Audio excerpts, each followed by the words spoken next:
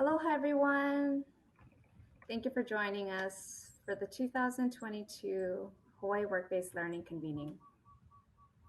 Our presentation today is being recorded and will be posted on the event website between 3 to 4 weeks after today's event.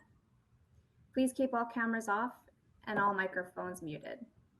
During our presentation, we are using artificial intelligence to provide live captioning, but it may not accurately reflect what is being said. Because of this, captions will be corrected for all session recordings.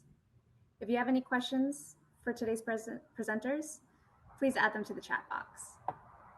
So without further ado, I'm honored to introduce our two speakers, Nicolette Vanderlee and Ero Kusanoki.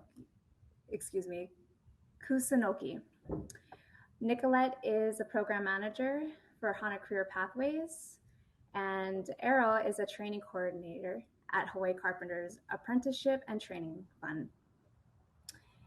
Welcome. Thanks, Nicolette and Ero, being here today. Thanks so much for having us. Really appreciate this opportunity to share some of the in-demand pathways that we're working on and explore some of the work-based learning models that we have been implementing through our projects. I'm happy to share the screen today with Ero Kusanoki from the Hawaii Carpenter Apprenticeship and Training Fund. And so our agenda for today is I'm going to share an overview of Hana Career Pathways, which is a $13.3 million grant through the Department of Education to the University of Hawaii Community Colleges in partnership with the Workforce Development Council. And that's a statewide project that is offering short-term trainings leading to industry credentials. And as part of that 3-year project, we are implementing different work-based learning models that we can pilot with the funding that we have. So I'm going to walk you through the models for our in-demand pathways of healthcare, IT, and the skilled trades.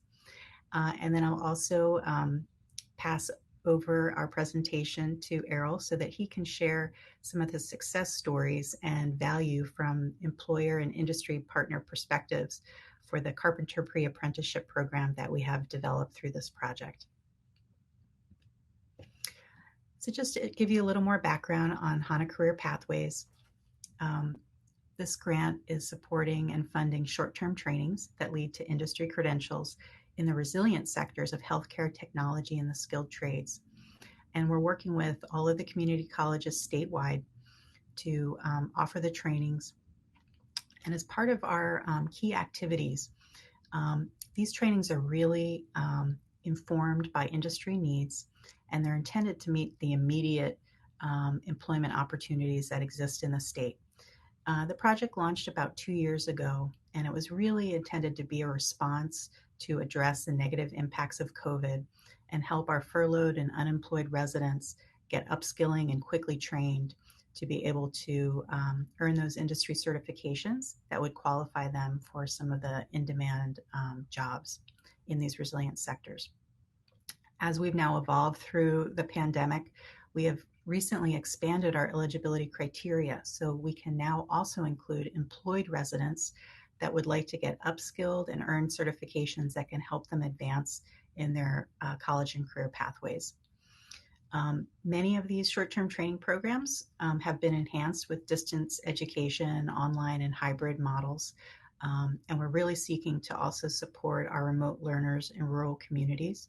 So for example, we expanded our certified nurse aid training program from Maui College to also offer it on Molokai and Lanai through this project. We set up training labs on those islands, and we were able to train cohorts, get them employed on their islands, and they have the industry certification as well. Thirdly, we're also looking to create statewide micro-credentialing system that is public and interoperable. So what that means is students that participate in our program, they'll be able to receive a digital credential that's portable. So, rather than having to find a certificate or request a transcript from the colleges, they would actually be able to share a digital credential that's validated to be able to share with employers that they have earned these industry certifications. The project also provides wraparound services that include career counseling, career pathway maps, readiness, job readiness, and referrals to our adult basic education and public benefit program partners. So really the idea is to streamline the process of pursuing an education with an industry credential, figuring out what pathway they want to pursue, whether it's immediately into employment or perhaps also advancing into a degree program. And then if our participants need additional wraparound services, like helping them find a job, or if they have other basic needs, we can support that as well. And then one thing that we're excited to share today is that we're also working to expand the registered apprenticeship programs in the state and explore other work-based learning models as well. So our presentation today will share some of our success stories there. And then finally, we're also developing articulated career pathways so that many of our trainings will actually either have credit equivalencies into our college degree programs. So for example, taking a non-credit course with the industry credential could be equivalent to 3 credits in one of our degree programs, or it could also have points to help them apply and be accepted in a competitive degree program. So, all of these activities are part of our project. And this has really been informed by other work in the workforce space. So, for example, the Talent Roadmap to Recovery that focused on identifying these sectors of healthcare technology and the skilled trades, intending to support our economic recovery through the pandemic. We've really referenced what our industry sector partners have identified as these are the areas to pursue industry credentials in, and these are the pathways that have jobs available for our residents now. The other report that we've referenced is Hawaii Career Pathways Promising Credentials Report that was also developed in partnership with Hawaii P20, Castle Foundation, Kamehameha Schools, and UH, and other partners. And our program is very focused on offering the trainings that can prepare participants for many of these promising credentials. So things like certified nurse aide, phlebotomy technician, pharmacy technician in healthcare. In the IT sector, it would be credentials like CompTIA's A+, Security Plus, Network Plus certifications. And then in the skilled trades, focusing on some of these state licensing, whether it's electricians, and today we're excited to share an example from the Carpenter pathway.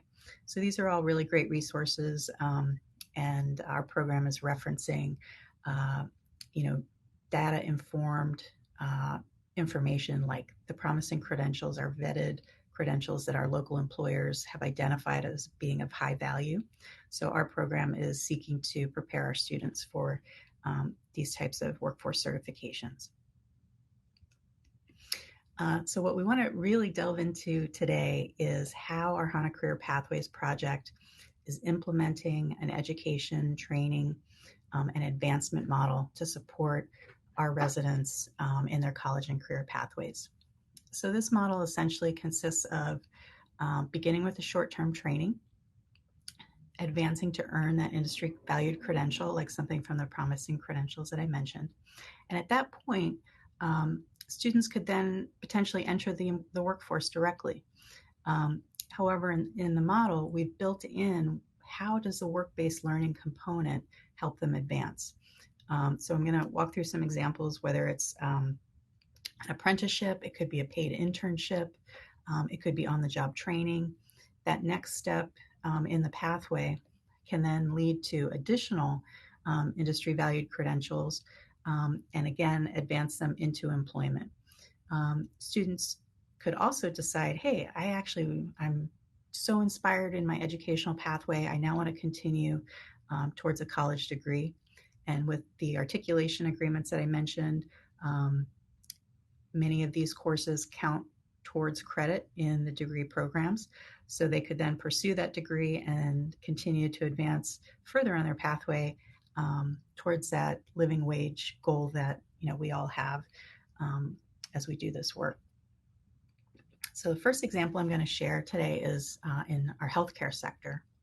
So in this case, an example would be short-term training for the nurse aid training program. That's typically a 12 to 16 week training that includes didactic instruction.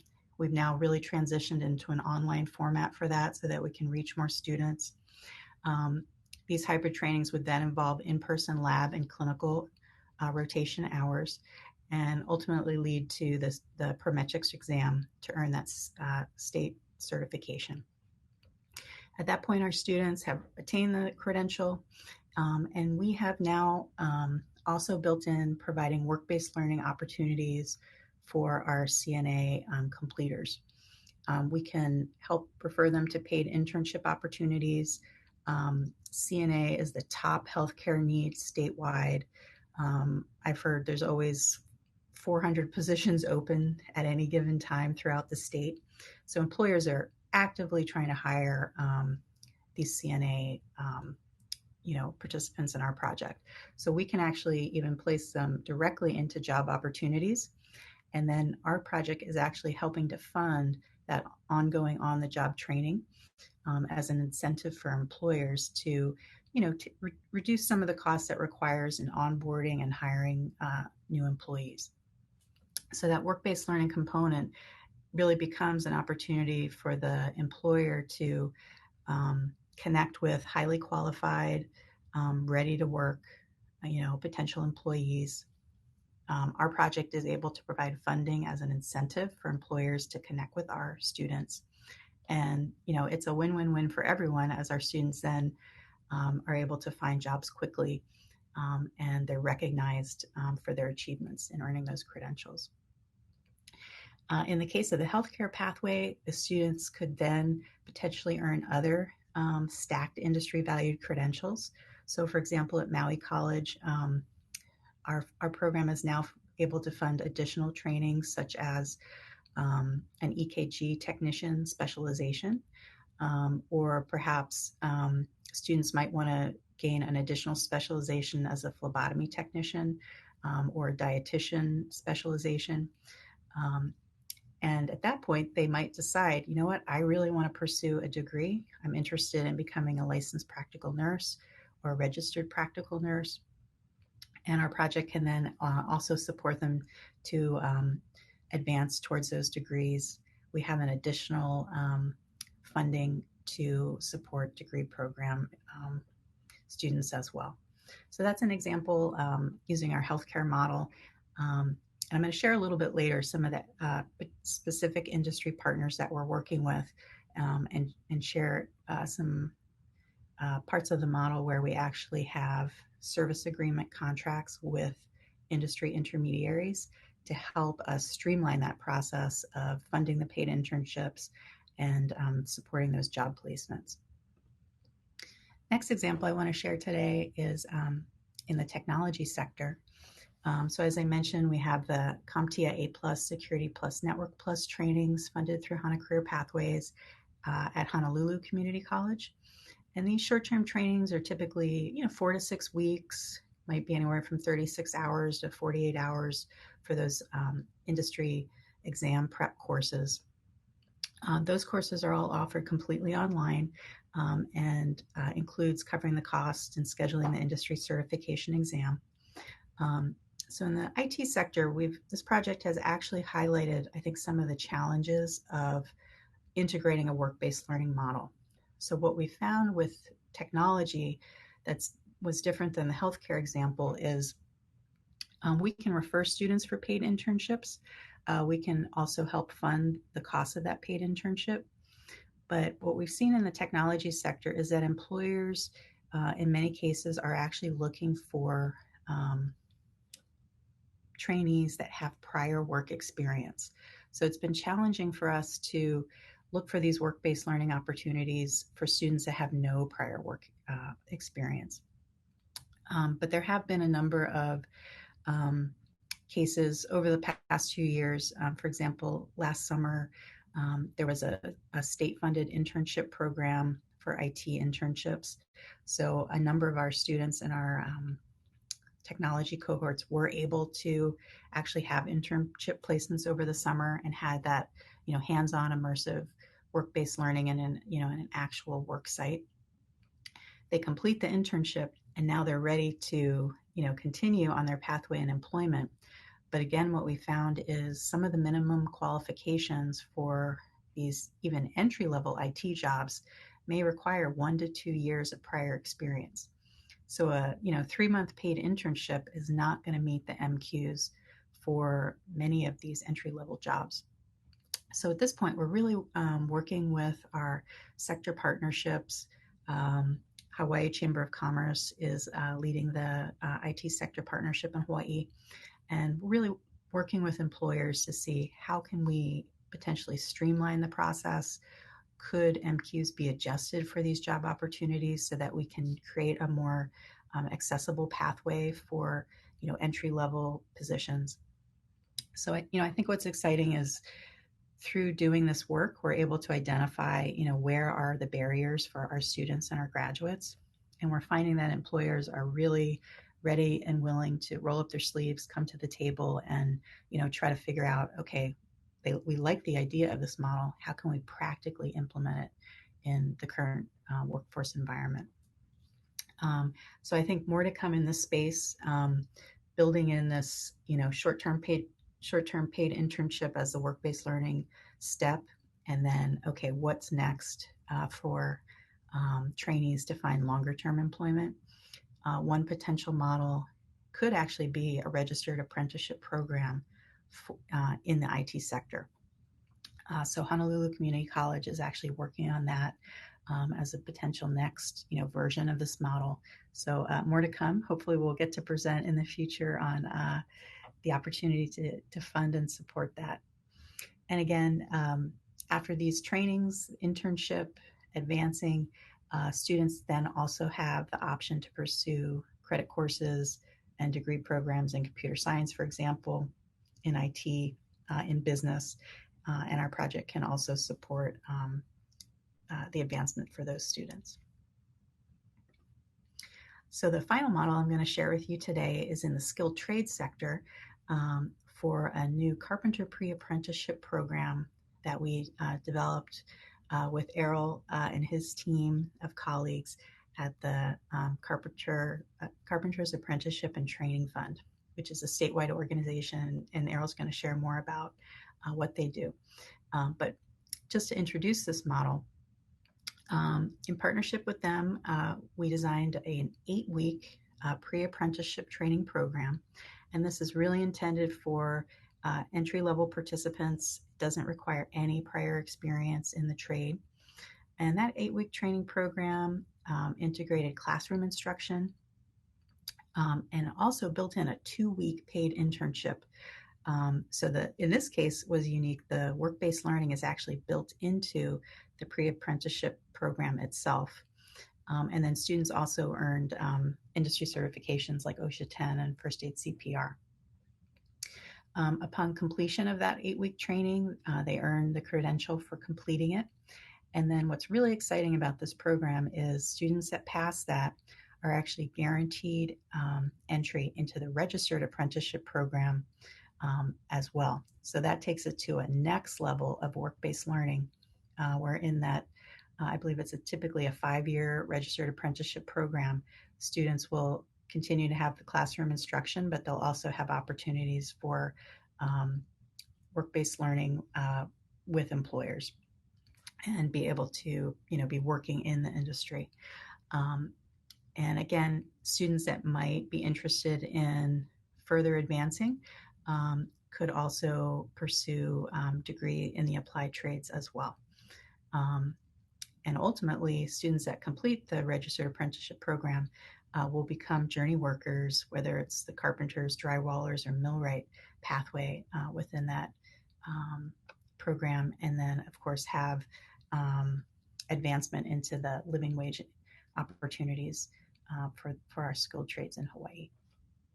So at this point, I'm going to pass it over to Errol, and he's going to share the perspective from the industry on this particular work-based learning model.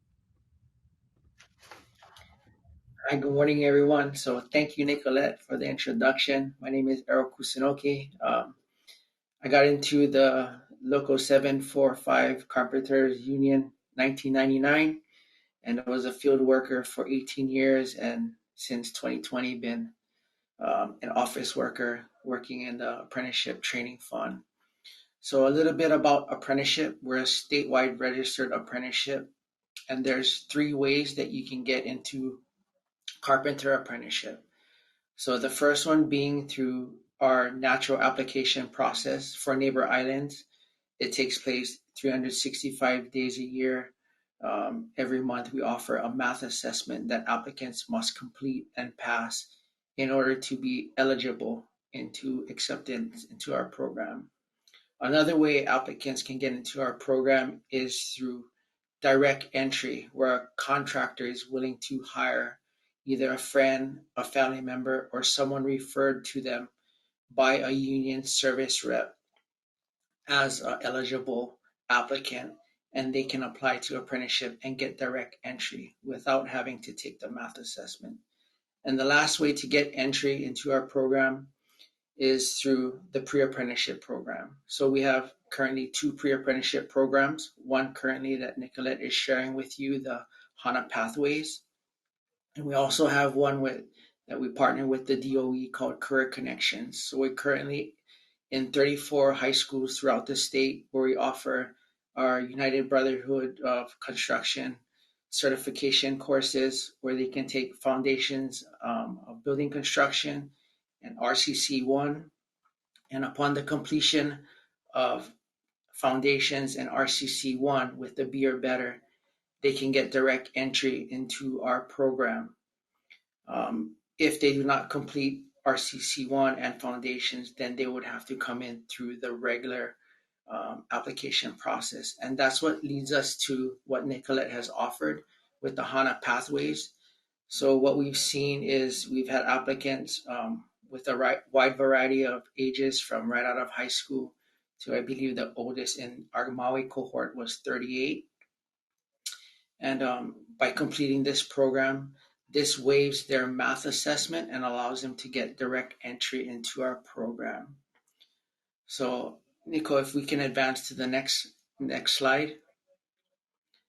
So what we've seen, there's benefits for the contractors, benefits for the interns, and benefits for the apprenticeship program. So during the 8-week process, the applicants completed 232 hours of class curriculum, which involved a wide variety of projects from metal framing to drywall to rough framing, concrete formwork, as well as finish work. They were also scheduled to take their first aid in OSHA, which they received their certificates for and received credit upon entering into our program, 175 class curriculum hours and 80 on-the-job training hours.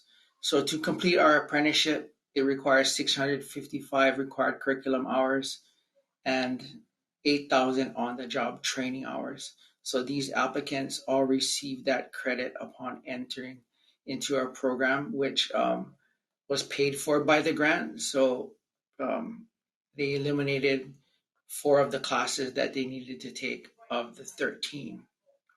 So some of the benefits that we see, and we got feedback from the contractors, is one, the accessibility to qualified applicants.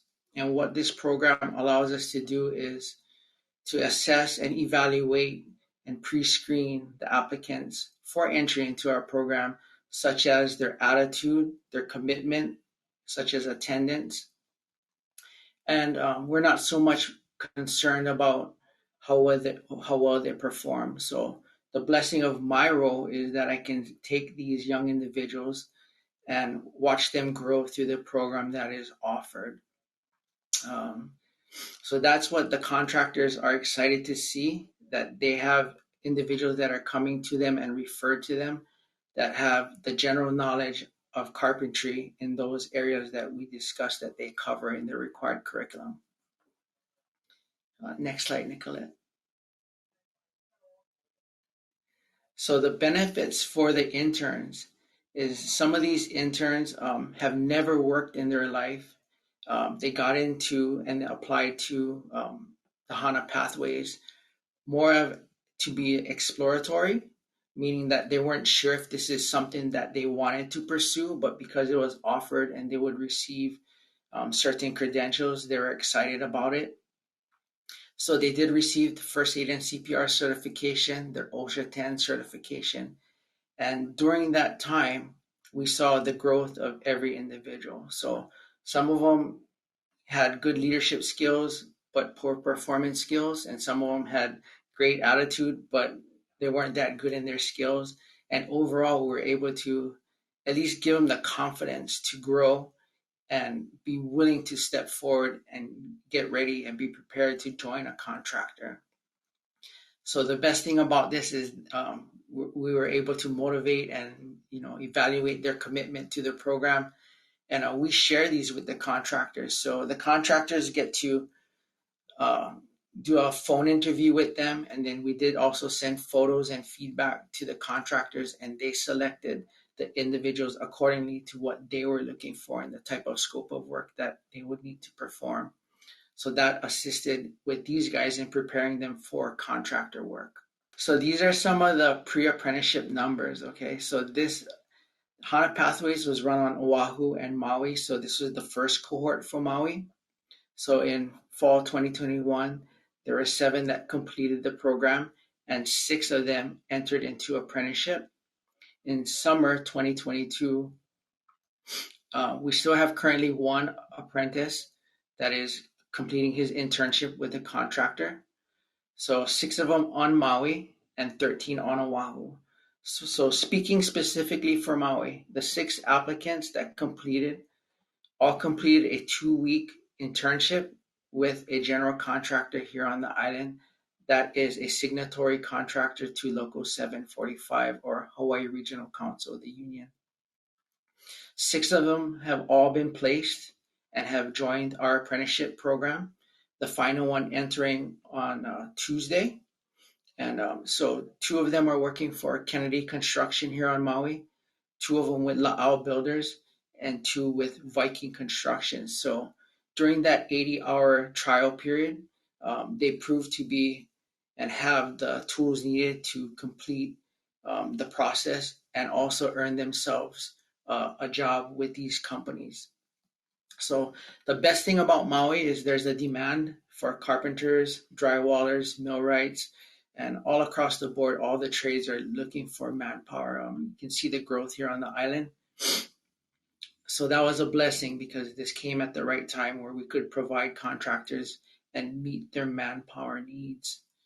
So one of the good things about what the feedback that I got from the interns and the contractors is first the interns, they were confident their first day of work. They weren't walking into something that they weren't prepared for, something unknown. And the contractors automatically seen that, okay, they weren't standing around a little bit clueless, wondering what to do. If they needed assistance, they would ask for help. And they're really assertive, and their attitudes and attendance were exceptional during that 2-week time frame. Okay, I think, is there anything else, Nicolette, that you wanted me to cover about the living wages, right? Yeah, I think one thing we really want to highlight for these skilled trades pathways, and we're excited to have this Carpenter pre-apprenticeship program as a leading model now, is if we see our students graduating in Hawaii and somewhere between 50 to 55% going on to post-secondary education, but that leaves half or almost half of the rest of our students not pursuing post-secondary education. A program like this pre-apprenticeship leading into direct entry for the apprenticeship program is an exciting option for them to consider. And there are, of course, other apprenticeship programs in other skilled trades: electricians, plumbers, painters, masons. But yeah, Errol, if you could share some of the benefits and opportunities of what kind of entry-level wage an apprentice would have and how they can have that advancement as they proceed to a journey worker. I think that would be great information to share too. All right. Thanks, Nicolette. So perfect example is myself. I went to college for 7 years, and I ended up being a carpenter, which is really interesting. A lot of my family members are carpenters, and I didn't see this as a career, but I fell into it and fell in love with it. So currently, we're under new wages. So as of today, a 40% apprentice coming into our program starts off as a carpenter at $20.80. Journeyman carpenters, the wages per hour are $52 an hour. So there's 8 different steps in our program. There's 40%, 45, 50%, 60%, 70%, 80%, 90, and 95. So those percentage represents how much of the $52 that a journeyman would make. So a 40% apprentice makes 40% of the journeyman wages. So what we've seen in our building construction programs out of the high school, as well as these cohorts that we've run with Nicolette, is that these guys come into the program and are shocked that they can make this kind of money brand new with little to no experience. And really, it's a test of their own attrition, whether they can endure the sun in some areas. But carpentry has provided me with an amazing life, not only financially, but the skills and the tools that I need to just manage and build my own house or help family members. So drywallers come in at a little higher wage at $20.90, higher than a apprentice. So 10 cents difference for drywall apprentices. And then the millwrights come in at the same at $20.80. Okay. So for millwrights, that's mostly Oahu based currently. There's not a whole lot of demand here on Maui, but it seems like they're going to start introducing the program to Maui soon and make it a statewide millwrights program. So the living wages, I'm not sure it's comparable to what's offered out there, but it's definitely higher than the current minimum wage. And for some reason, these guys are excited just about that. When I speak at the high schools, um, that seems to get people excited, but I tend not to get them excited more about the wages, but more about the skill that they're learning and the craft that they're learning. So, and not so focused on the financial ability, but it does provide a pretty luscious career if you can stick it out and you can make an honest wage of living out here in Hawaii, being that the cost of living is so high. Thanks for sharing that, Errol. I think it's good for our students to think about in terms of a pathway that you can actually start at that level of wage, like you mentioned, not having previous work experience, but then something like the registered apprenticeship program is going to help them continue to build their skills and ultimately come out as a journey worker level. Those are exciting career opportunities for our local students. It is. And so, how apprentices get their wages? So, because our apprenticeship, you know, consists of a required curriculum as well as on-the-job training hours. So every 1,000 hours of on-the-job training, they'll get a wage increase. So those hours are reported monthly to apprenticeship, and then the contractor is notified that person A has qualified for a wage increase, and that's how they get their wage increase. So once they reach 8,000, then if they've completed all of their required curriculum, then they receive their journeyman certificate. So they get one from the US DOL, the state DOL, and the United Brotherhood of Carpenters. So they get those 3 certificates once they complete the program. That's really great information. Thank you, Errol. And could you also maybe share with the group, what the 2-week internship that we built into this pre-apprenticeship program, what do you think was a typical experience for the students? We just had a group complete the summer on Maui. And one thing that I was really excited to see for them was, they're getting placed directly with a local employer. They're getting that hands-on experience on a job site. So, the benefits are both the student getting to experience through work-based learning. Hey, is this a good fit for me? Is this the kind of work that I would like to pursue? And then also from the employer's perspective, they're really getting to see, okay, does this trainee have, the work ethic, the interest to learn, the ability to work on a team. Maybe you could just share a little more about, what some of the student experiences were this summer in those work-based learning placements. Yeah, so for me, once we know that these applicants will be completing their 6 week required curriculum, it's my responsibility to contact different contractors and just request for assistance in taking on these interns. So the interns can work on private jobs and federal jobs, but they cannot work on state jobs. So we need to find them projects that can accommodate those interns. So for Viking Construction, the interns were placed on a private home and doing illustrious finish work, so high-end finish work out in Wailea. So that job's been going on for 2 years now. We had two interns prior from our high schools, from my high school, start work with Viking Construction last year. And when I went out to that job site last year, they were gutting out that home in Wailea. So the current type of work that they were doing was material handling.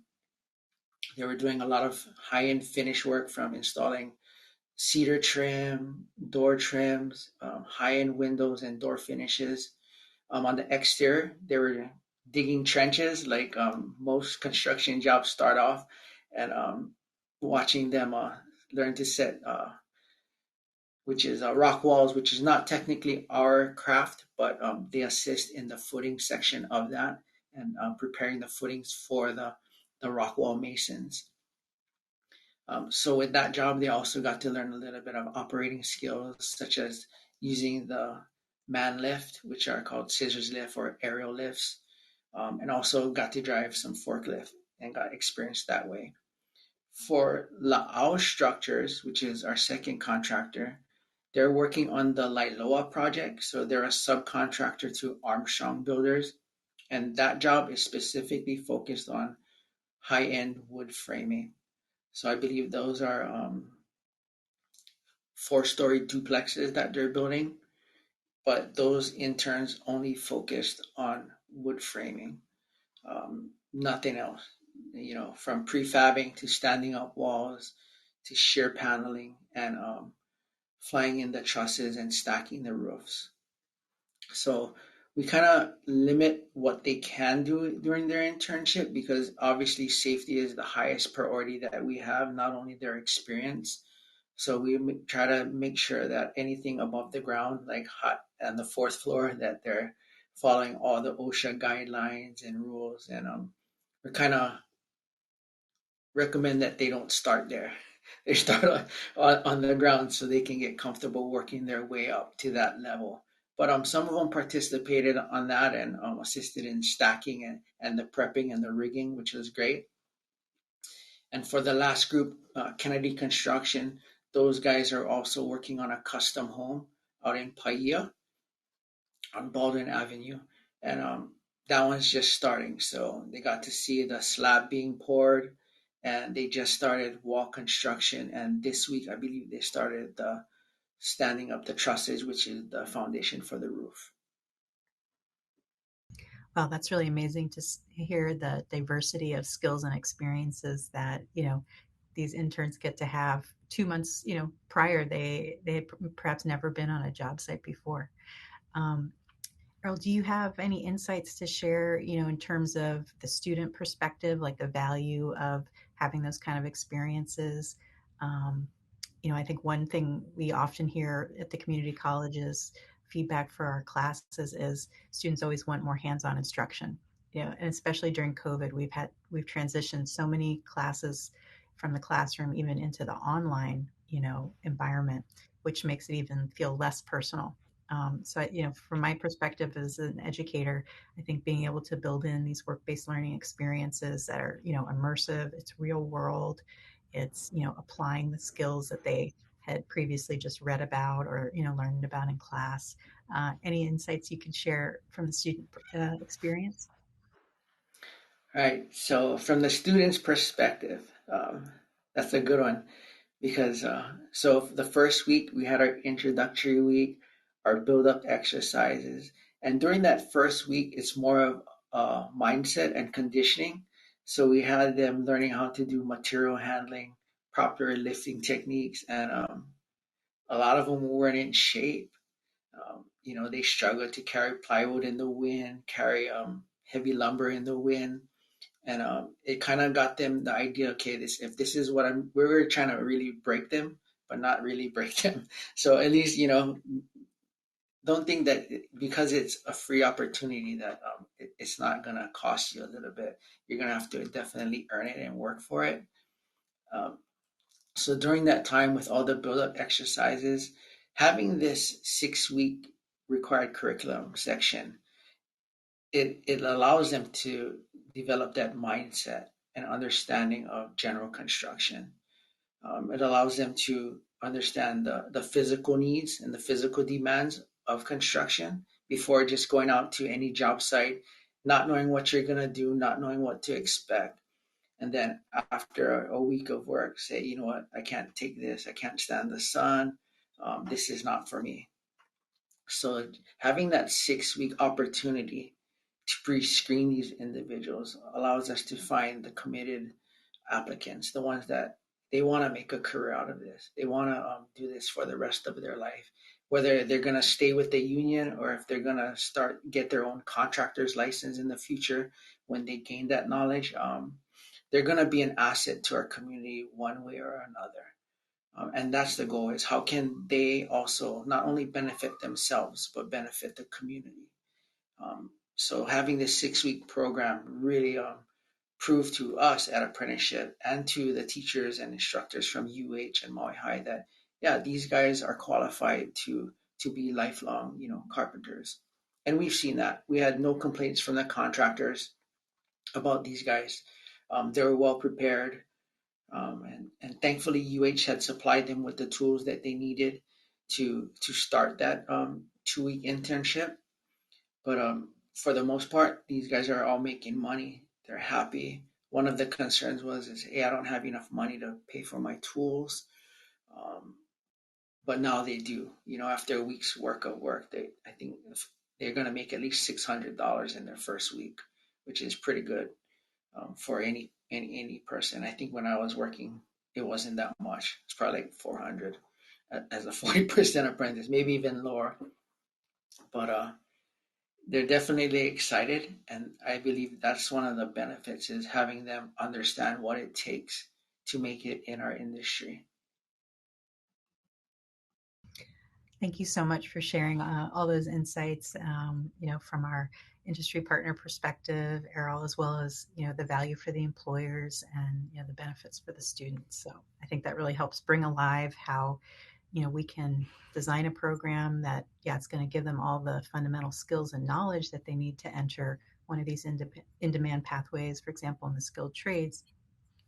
But it's also going to give them that real world experience to help them decide, hey, is this a pathway I do want to continue to pursue? And also connect them with the employers. So, in the case of our 6 students from the summer on Maui, they all continue to work, and they're now able to also enter the registered apprenticeship program. So yeah, super excited that we can support through the Hana Career Pathways program, a pre-apprenticeship model like this. And just to give you all context, if any of you are interested that are attending the presentation, we are planning to schedule the next cohorts. So Oahu through Honolulu Community College is actually currently recruiting for the next Carpenter pre-apprenticeship cohort that starts in October. So if you know anyone or any organization connections, community connections, we have a flyer specifically for that program. Happy to share that with you if you get in touch with me. And then Lindsay did share in the chat the direct link to our Hana Career Pathways website, uhcc.hawaii.edu/reimagine. You can then explore the current trainings that we have available for fall, of which Carpenter Pre-Apprenticeship on Oahu is one of them. And then for other islands, Errol and I are working on planning for next summer. We'll offer another cohort on Maui. And we're really excited to be able to do more outreach. So any high schools on Maui that would be interested will be reaching out to you and seeing how we can present the opportunity for graduating high school seniors that would be able to apply and join that next summer cohort. And then we're also working with Kauai and Hawaii Islands through the community colleges to try to scale this pre-apprenticeship program to other islands. So that kind of capacity building is really what this grant is intended for.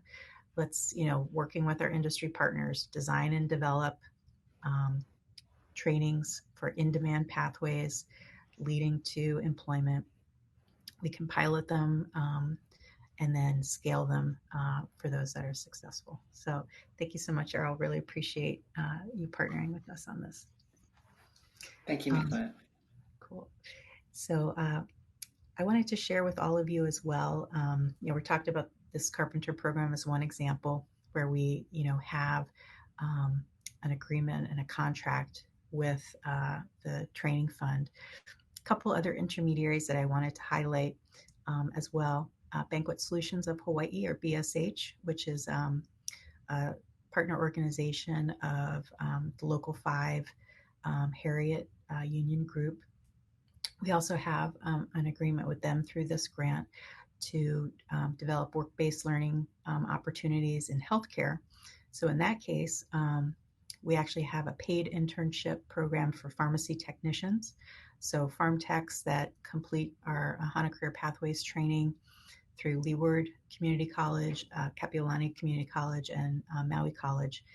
We can place those pharm techs with local employers. And in that case, the work-based learning opportunity is that Banquet Solutions of Hawaii actually hires the students and pays them for the internship period. And it can range up to like 100 hours, for example, and places them with a local employer.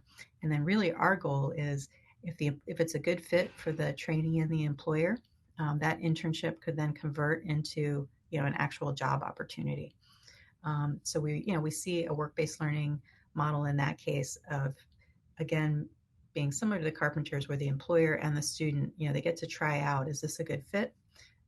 But ultimately having that long-term employment would be the goal that comes from that work-based learning opportunity. We're also working with BSH on placements for the skilled trades. So similar model, a 2-week paid internship for our HVAC trainees or our maintenance electrician trainees that hopefully then leads to full-time employment. And really the other idea of having this kind of financial incentive is to cover those on-the-job training costs that employers have when they have new hires. So the employer could actually look at that 2-week paid internship as, okay, I can take that time to, orient the new hire, get them up to speed on how, the work is coordinated through the company. They get to work with different teams. And so we're finding that, approaching this work-based learning placement as kind of this initial on-the-job training is really translating well for employers, and they can see the benefits of that. It's not just some kind of short-term internship and then the trainee, leaves, which, I think sometimes employers are hesitant to engage in internships because they don't see the value of putting time and effort into bringing someone on board that's actually not going to stay in the job. So we're, really presenting the internship as that first step into long-term employment. And then our other key intermediary partner for this project is the Hawaii Hospital Education and Research Foundation, along in partnership with the Healthcare Association of Hawaii. And so for that particular agreement and partnership, we're placing CNA, patient services reps, and phlebotomy technicians, again with Leeward, Kapiolani, and Maui, into 2 to 3 week paid internships. So similar model, but in this case, the employer will actually hire the trainee, and HERF will actually process that funding transaction. So they'll pay a fee to the employer for hiring that trainee. So, kind of different funding models that we've explored using work-based learning as a way to connect with our local employers. And we're seeing successes coming out of this. I think one sector that, as I mentioned, we're still working on is in IT. And the community colleges have received another new grant, the Good Jobs Challenge Resilient Hawaii Project, which is an additional $16 million for 3 years. And that project is going to focus on sector-based partnership work. So, for example, in the IT sector, we'll be working with Chamber of Commerce Hawaii. They will coordinate that IT sector partnership, and we'll be, continuing to explore what are work-based learning opportunities that we could build into the IT pathway. So a lot of exciting work to come. And just in conclusion, for anyone that's interested in referring students to our Hana Career Pathways project, to be eligible for the funding, they have to be a Hawaii resident. We have now expanded the criteria, so they could be fully employed. They could also be unemployed, furloughed, dislocated workers. They could be underemployed, maybe working part-time, and they want to, upskill and potentially advance either within their career pathway or try to, shift and change careers. They do have to be U.S. citizens, green card holders, or COFA status. And unfortunately, the current high school students are not eligible for this program, but we're excited to connect with schools this spring and help recruit from the graduating senior class of 2023. So, stay tuned on our website, and if anyone would like to reach out and have us come to your school and share more information, we're happy to do that. Our project covers the full cost of the trainings in most cases. So the short-term trainings would be free, and that includes the cost of the industry certifications. But we also have additional pathway support funding. So most of these work-based learning opportunities that I shared with you, they typically have a cost of between $1,000 to $2,000 per student for those paid internship or on-the-job training placements. And as I mentioned before, we also have articulation for a number of these trainings into credit courses. And for students that then enter degree programs through those arrangements, we have an additional $2,000 per student to support the cost of the credit degree. Or in other cases, we could support stacking credentials. So for example, the CompTIA A+, student takes that, earns a certification, we help them get an internship or employment. We'll then continue to fund Security Plus or Network Plus as a stackable credential. And then, of course, we're offering whatever wraparound services we can for students in need and that college and career advising. So please visit our website. Lindsay had shared the link in the chat.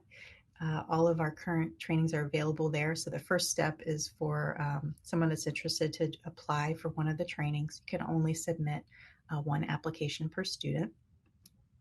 And then finally, here's my contact information. So please feel free to reach out, and we're happy to connect, bring the presentations to your schools or organizations, and answer any questions that you might have.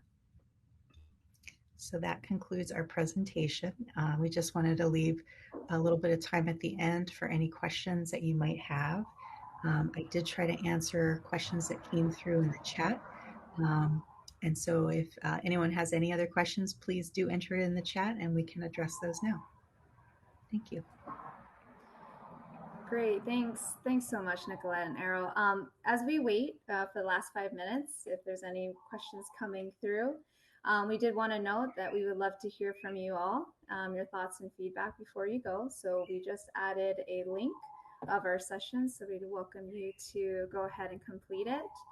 In addition, so Nicolette, we have a wide range of audience here today. We have folks from our high schools, we have from industry, our community organizations. What's the best way to maybe even start a conversation? I know you're trying to grow and expand these opportunities that you've shown success in certain models. What's the best way to connect with you? Is it through email? How do we go around that?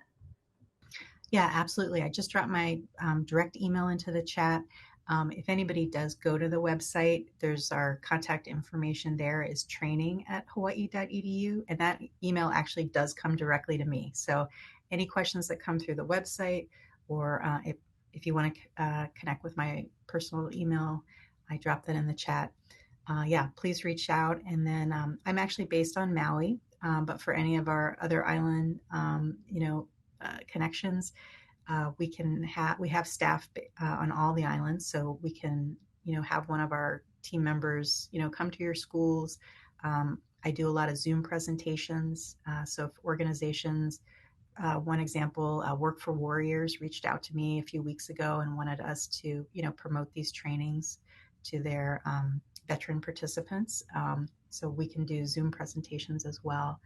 I also have flyers for the different sectors, as well as a list of all the trainings that are offered for fall. And in terms of scheduling, we're working in essentially 3 terms. So our fall courses, we're running from August through December. We'll be posting the next listing for spring courses sometime this fall. So the spring courses will start in January. But because most of these are non-credit trainings, we may even be scheduling multiple trainings per term. So for example, the HVAC technician training I mentioned, that one's through Maui College. That's an online course that's statewide. Our next class starts September 12th. It's actually full. So we've scheduled another course to start in November. So if we see demand, we'll try to continue to schedule more options as well. Great. Thank you so much. And Errol just dropped his direct link to the Hawaii Carpenters .com training fund program as well. So please reach out to him if you have questions about their apprenticeship program. Great. Thank you so much. Again, such exciting work here and such needed work for many of our local communities. To those who joined us today live, mahalo to all of you. Again, we welcome you to complete our session survey. You'll see a QR code on your screen. You can easily go ahead and access that. And we also hope to see you again. This is a series, so future Pathways convenings will be listed on our website. We can jot down the link there as well, so you guys can check it out. If you have no other questions, we hope you enjoy the rest of your day. Thanks again, Nicolette and Errol, for being here. Thanks, everyone. Have a great day.